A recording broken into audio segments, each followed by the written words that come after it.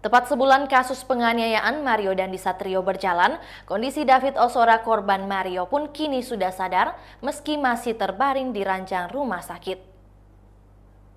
Tentu saja kabar ini membuat ayah David Jonathan Latumahina sedikit lega.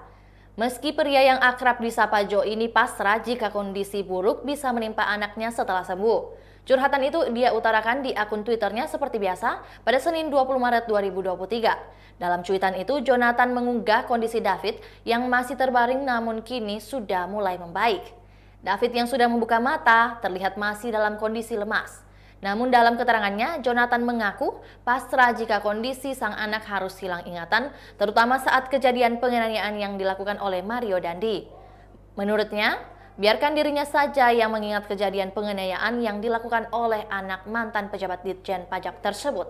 Seperti diketahui, David mengalami koma dianiaya oleh Mario Dandi DKK yang terjadi pada Senin 20 Februari 2023.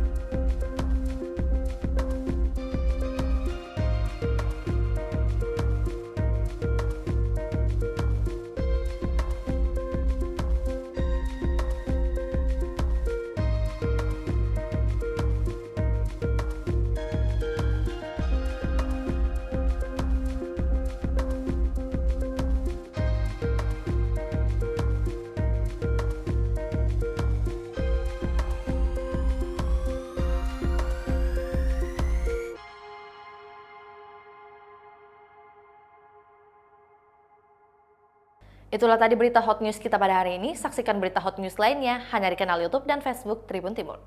Terima kasih sudah nonton. Jangan lupa like, subscribe, dan share ya.